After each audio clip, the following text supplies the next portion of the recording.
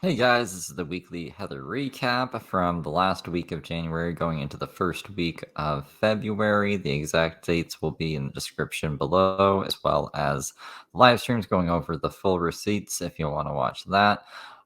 There's just one live stream this week. Heather wasn't too active this week, so this isn't going to be too long of a video. But there are some good highlights here, so we'll get into it. She starts off the week by saying she can't believe she's still alive.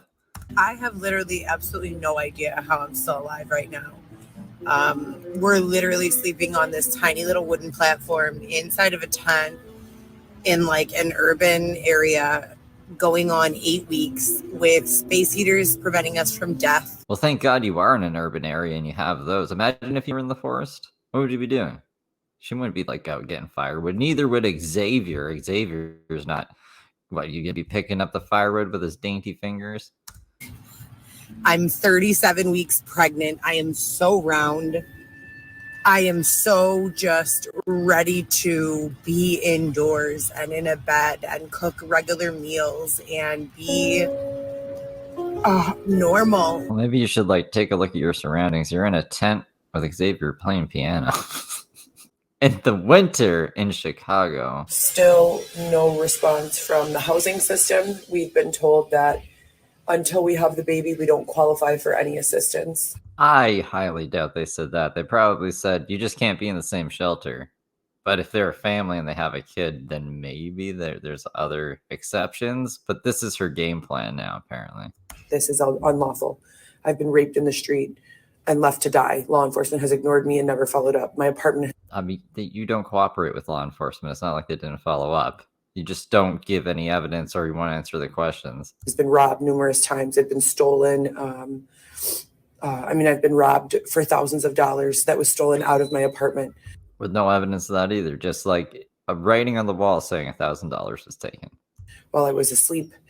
No one has even assisted me in doing an investigation on any of this. And this is 4 years in counting. I mean, that's not entirely true. There was that one guy who was trying to help you edit the novel, but he was making it too coherent and he flipped out at him.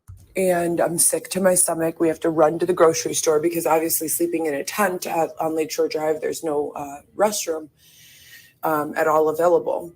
So now she just does these videos in Mariana's washroom while people are going in and out. Imagine listening to this while you're going in to use the washroom at 7 in the morning.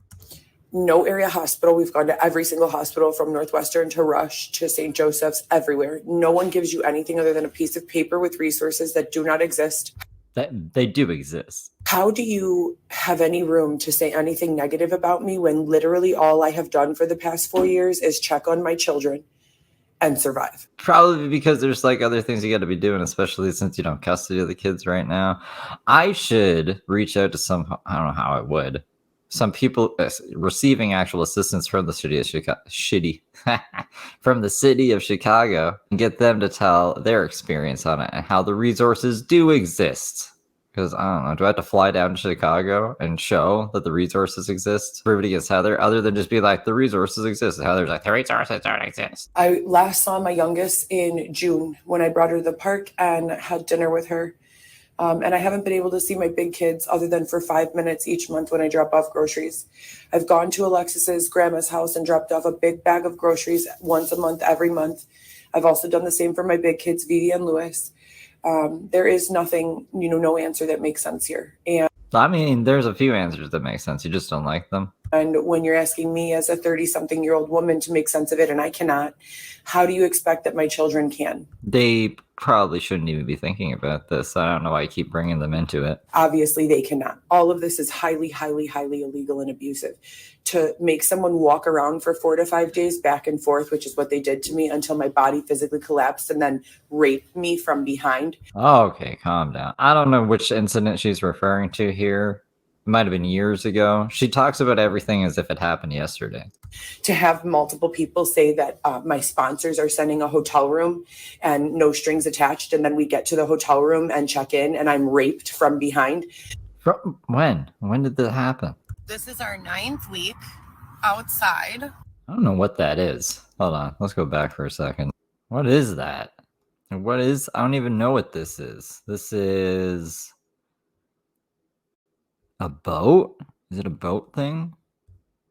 I heard them say, I think that they're at the yacht club, like a parking lot of the yacht club. It looks like a truck. I have no idea. At first, I thought it was an airplane. Outside in this tent, we've been outside for a grand total of 356 days tomorrow. We've just been here immobilized. Usually we walk back and forth from the Northwest Burbs where my kids are to this area because the lakeshore and like the areas where there's not so much pedestrian traffic are the only areas that we get permission to sleep. And it's not even permission. No, okay. So they walk back and forth, harassing the kids and the fathers, like that they're with, from the suburbs to, I guess, just outside of the suburbs where there isn't people to harass them about living off of their power, in a tent, yelling about all of the stuff we hear on a daily basis from Heather. So please mark down this date. Something is definitely going on with the targeting. Okay, I got it, Heather. I'll mark down the day. The hairdryer's going again here. Again, for the millionth time, we've had now like 8 weeks where we have not been being harassed or targeted unfairly and unjustly. There's definitely something going on. What? There's been 8 weeks of peacefulness, and now something must be going on. Or she said it's been 8 weeks of targeting. It's hard to hear with the hairdryer. As I said before, you can notice the climate in the people who go to Mariano's. They will be like all the same. Like literally, they look like carbon copies of each other. So that's sus. On top of that, they'll also affect the way that Xavier communicates, causing him to appear to be incredibly feminine. I call it dainty fingers. He'll be like this when he's picking stuff up. And yeah, not good for firewood. So thank God you're in the urban area, homeless. Talking very like this, like howdy, and how would you do your FTRs in a forest, Heather? It's just weird. Mark this date down. Please be observant of who is around and who is controlling these apps on the days that I'm recording this. What do you? Yeah, a new CEO takes over on these specific dates. They control the app this date, and we're supposed to just look around and watch, be vigilant if anyone around us. It's like a full moon, Include them in RICO. Include them in RICO. Passed off from law enforcement agent from one to the next. I have all of the names, dates, everything written down, and it's all in my novel. I meet Xavier, and Xavier's words are that God sent him to protect me so that I would not be getting abused and assaulted and mistreated anymore. So this is her story about how she met Xavier and how Xavier convinced her that he is the guy she's been waiting for. And that everything that I've gone through was not for no reason. I didn't leave exactly right then with Xavier. I had nowhere to go. I had everything I owned with me. One law enforcement agent had dropped me off right there with all of my stuff. And I told Xavier, I don't trust you. And he said, well, what can I do for you to trust me? And I said, if you stay with me overnight outside, I'm going to bring my stuff to the stairs of this church. And if you stay outside with me all night long and I'm okay and all my stuff is still there and you're still there and you haven't robbed me, then I'll go with you. And he's it's like some kind of homeless initiation process. Xavier's never been inside since. That I have a safe place for you on the Gold Coast for you and your children. Which was his dad's place. And I said, okay. And we took all of my belongings over to a church across the street from the Whole Foods on Chicago Avenue. And I went to sleep there. And when I woke up in the morning, all my stuff was still there, as was Xavier.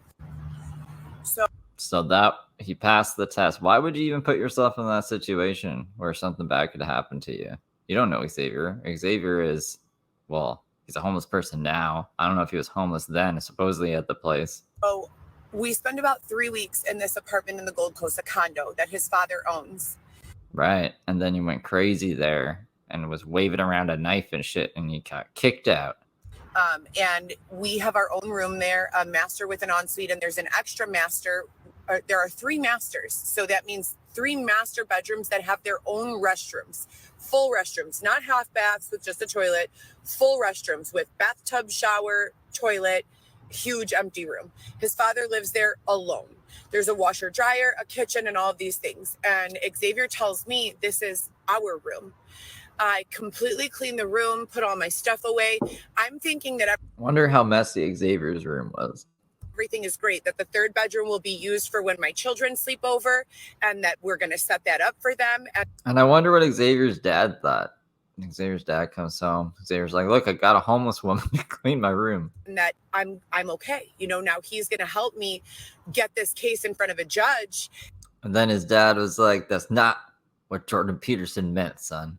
And be heard finally after 4 years of what felt like running for my life, being abused, being robbed, being raped on a semi-regular basis. And most importantly, being mostly separated from my family, all of my friends, and my children. If you guys didn't know, I'm pretty sure my brother is a famous all-star pitcher. I don't know where this came from or what the heck she's talking about. There was a wellness check thing that said he was like an ex-Navy or something. But she says he's a famous all-star pitcher for some baseball team, depending on what year we're in, but time is linear, right? Look at him with my babies. We have a huge age difference. Little brother, how are you doing? I love you. Oh, okay, so there's a huge age difference. That's probably why he looks so young. I'm not going to put the photo up. Guys, in just a few short weeks, we're going to meet baby number 4. And we're also going to find out what in God's name is going on with the housing situation. Yeah, this is going to be an interesting roller coaster. Because according to the city of Chicago, as soon as we become a family, there is space for Xavier, myself, and the baby. So that's why we're having the baby, because no one else is putting us up anywhere anymore, because one crazy Heather, a couple of dumb guys might be stupid enough to let her say it, but Xavier is really homeless and crazy too. So I don't know. There's not a lot of people willing to fucking flip the bill for a homeless couple that just kind of destroy everything in themselves. So we'll see. They're going to have to put their money where their mouth is at this time. This time, because we're going to have a baby with us. That'll make him. The kid will just get taken. She thinks this is going to make him fucking get them a place. And then if that doesn't work, we have Xavier's father who is promising an apartment or a hotel until we figure something out. So I just want to note here, because I think it's interesting. She says this first. So like the plan is try to extort the city of Chicago for free residence. And then if that doesn't work, plan B is Xavier's dad. Then she tweaks it a little later on. I'll point it out to Xavier's dad is supposed to be plan A. And then the city of Chicago is plan B, which I think is how it is supposed to be. But the first plan was extort the city of Chicago. If that doesn't work, then hopefully Xavier's dad comes through. I don't think either's going to work. We're hoping one of my sponsors surprises us at the birth and literally hands us keys to an apartment that's fully furnished. And that's not going to happen either. She's also like keeps knitting blankets that cost apparently $100 to make. I don't know how much I believe that. Just go buy a blanket for $20. Again, this is Heather Gillespie, and you guys will know when it's time if you're my sponsor and you're planning to do that. Yeah, she'll give you the secret signal. You'll know. But other than that, I want to make a bunch of these covers. Yeah, this is her weird meet me in outer space photo shoot with just a bunch of tinfoil and blue light. And hella pregnant.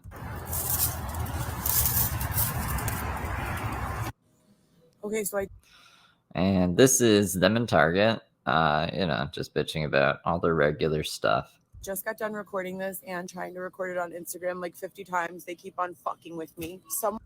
Yeah, not letting her post. Someone dehydrated us for sure. Yeah, okay.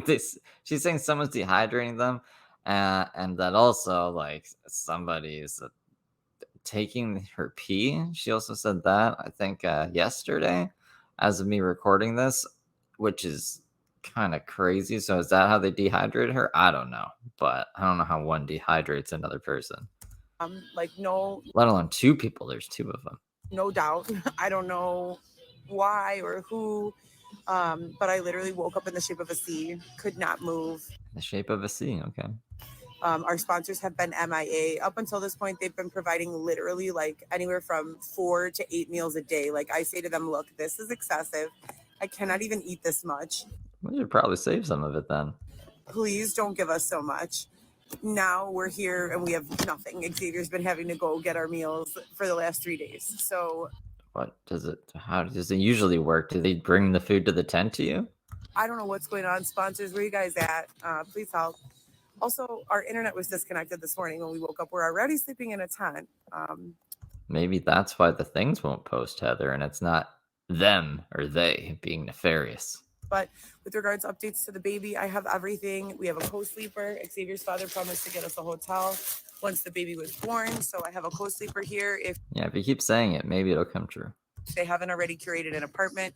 There have also been hundreds or more of sponsors who have been saying, yes, that they have an apartment for us, and just various lies and also truths. Can I just get the truths? What? There's hundreds of sponsors saying that they have apartments for us, but there's a lot of lies out there. Oh, how do you distinguish between the truths and the lies, Heather? So, as you guys know, the past 4 years have been so turbulent. We never know when they're being serious and when they're not. I thought it was really cruel and unusual that 2 weeks prior to the time that I'm about to give birth, they start like the bullshit. They start the bullshit, huh? I mean, this is an odd face to make after saying this. What is the bullshit? Disconnecting our phone.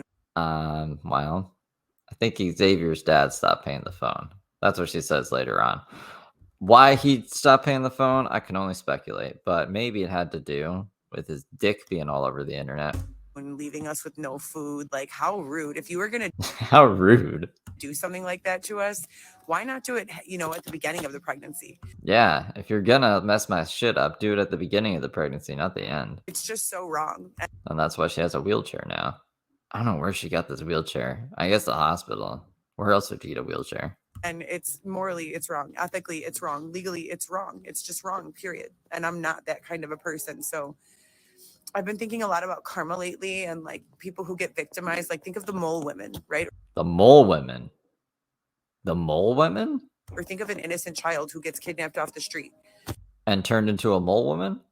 How do we apply karma in situations like that? Because I don't know how you apply karma to a mole woman. What the fuck is a mole woman? Genuinely a really sweet person. If I have $5 and you come up to me and need the $5, there's a 50-50 chance that I would just hand it to you. And I've been like that my whole entire life. My last sponsor, Heather's just throwing $5 bills down to the sewers for the mole women. Said that I was not allowed to donate to people anymore.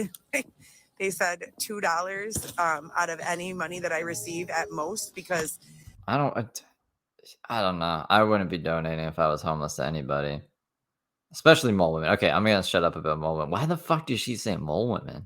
To date, I've probably donated close to 30% of like everything that I've made, and that's fucked up. Like I have 3 kids, soon to be 4. I love to help, but what the fuck? We're sleeping in a tent right now. So anyways, you guys, who's going to Heather for help? Heather Gillespie, can you please give me some money for, what would they even need the money for? Cigarettes? I don't know what homeless people need. I'm assuming drugs and cigarettes. We're gonna go find something to eat for dinner. We got some Gatorade so that they don't dehydrate us again. You guys have no idea, dude. When I tell you that they fucking dehydrated us. Yeah, when you tell us that, what do you mean by that exactly? You guys have had a Charlie horse in your foot or your leg when you wake up in the middle of the night and you're like, oh God, help. It was literally like that for my entire body, from head to toe, my uterus, my belly, my tummy, everything. Maybe you shouldn't sleep with like 4 space heaters on. The most excruciating pain I have ever been in my entire life. It was like being 10 centimeters dilated, about to have to push, except it came out of nowhere and I'm not dilated. So anyways, you guys, oh yeah, Xavier doesn't smoke, by the way. Remember that, guys? This must be the fake Xavier today. Have a great day. And that's the update. If you're getting this, can you please look alive? Because we're out here. Oh, we're out here. Here's a scam, though. A legal scam, Heather calls it. for you guys that's legal. Go to Groupon, find the Groupon price, show up without paying the Groupon price, offer them the cash price for the Groupon price if they take the cash directly from you. 99% of people will accept it. Yeah. What does the other 1% of people say to that? When you're like, can I get the Groupon price if I give you cash for it? Even though I'm not with a group and I did use Groupon. And then you don't have to pay full price. And I have had excellent luck being held. Yeah. I just go into a place and say, hey, I know that this is the price that you pay as a customer, but can I just like pay lower? And I'm just gonna mention Groupon and hope that it works. Like, I don't know what the fuck a Groupon price is. If I worked at a place, would I know what a Groupon price is for something? You probably have to look it up, right? Does that, like, I don't know. Maybe people just don't want to deal with Heather Gillespie. In a tent like an animal forced to urinate into sawed-off water bottles is not a good look for anyone, especially a pregnant woman. No, it's not a good look at all. Maybe that's how they're stealing her urine. But that's where we're at right now. Every 3 to 5 days or so, we seem to have issues with food. Our sponsors disappear, and shit just gets really weird. I mean, that's fucking homeless problems, right? Ironically, they disconnected Xavier's phone and my phone this morning when we woke up, but they say it's not targeting and that we're being paranoid. I don't know who's telling her that. Other than that, you guys, I almost went into labor. I am alive and well, but I did almost go into labor this morning. Most excruciating pain I have ever experienced. And we're getting close, guys. It's going to be like this week or next week. She's going to have that kid. In my life, and I have 3 children that I have had regular vaginal births with. Oh, okay. Regular vaginal birth. Gotcha. So I am a little worried. We have a wheelchair, so we're taking it slow. And sponsors, if you're out there, it'd be great if you could show back up anytime. Then we also did a photo shoot last night called Landing on the Moon, Stellar. Which it feels like a cult when you read her thing. And it was inspired by some trauma from my childhood where I was dropped off in a third world country. Jamaica. That was at war with itself. There were Molotov cocktails being thrown at each other, and I don't know who's throwing Molotov cocktails at each other. I don't know if that's a thing in Jamaica. Extreme amounts of poverty, and I was left there for a full year. In my time there, we used to have this music class, and it would be the only thing that would like soothe my anxiety.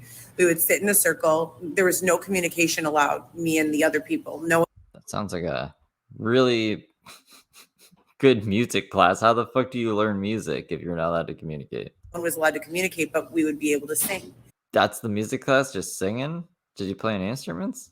And we would sit in a circle, and this girl, I had never heard this Incubus song before. I'm more of like a hip hop pop type of person.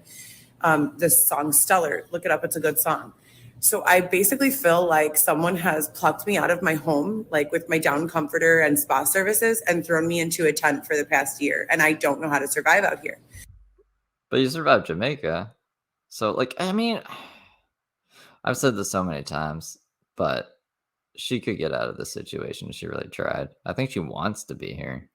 So we did this photo shoot. It's called On the Moon. And here's a sneak.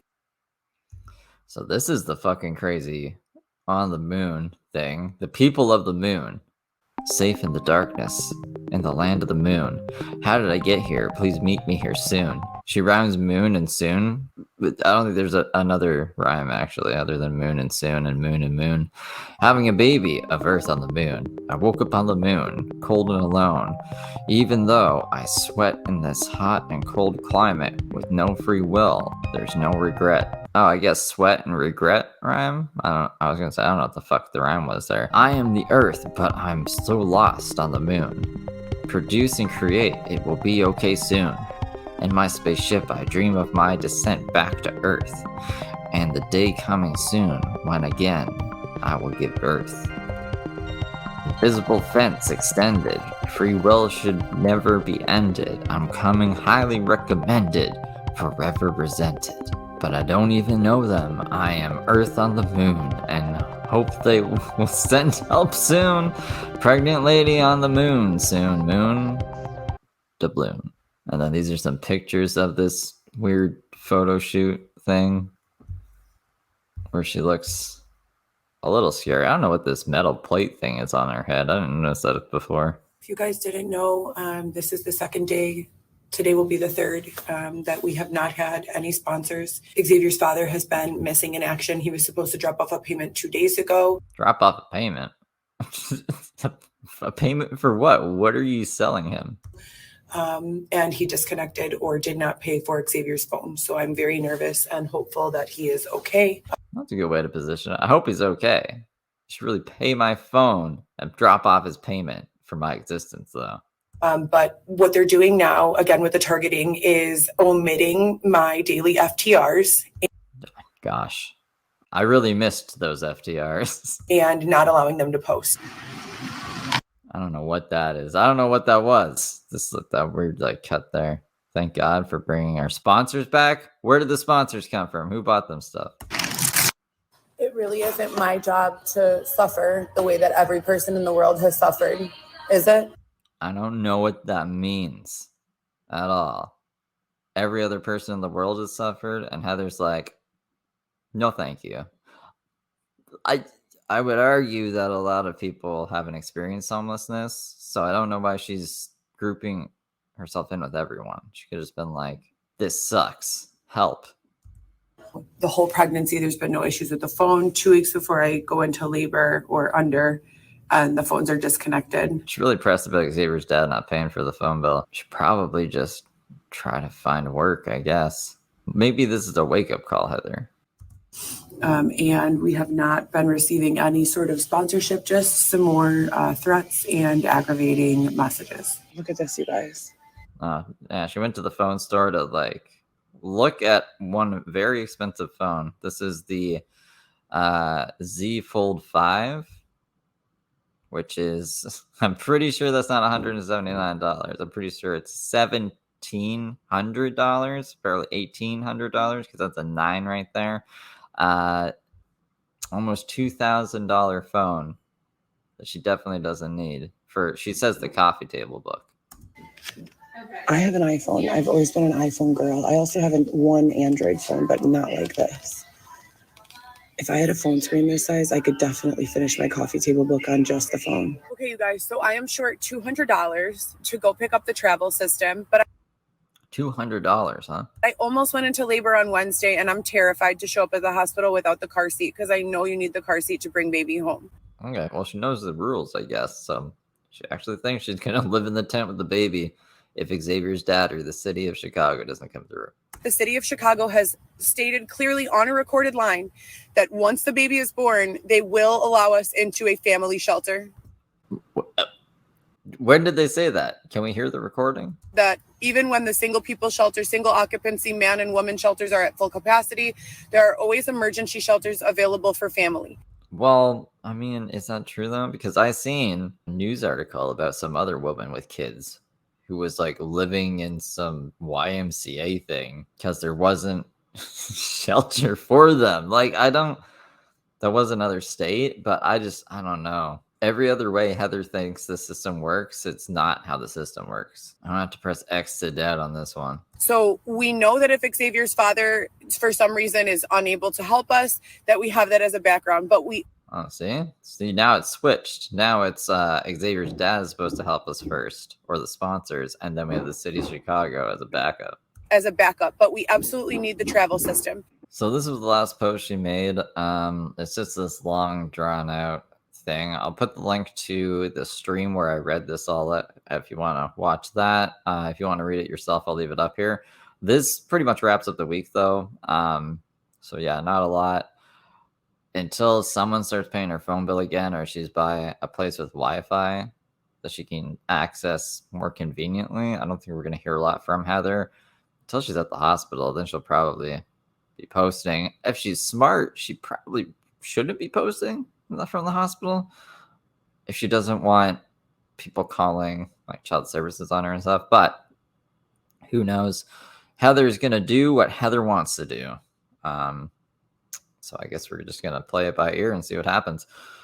Anyways, I hope you guys are having a great week, and I will see you all next time.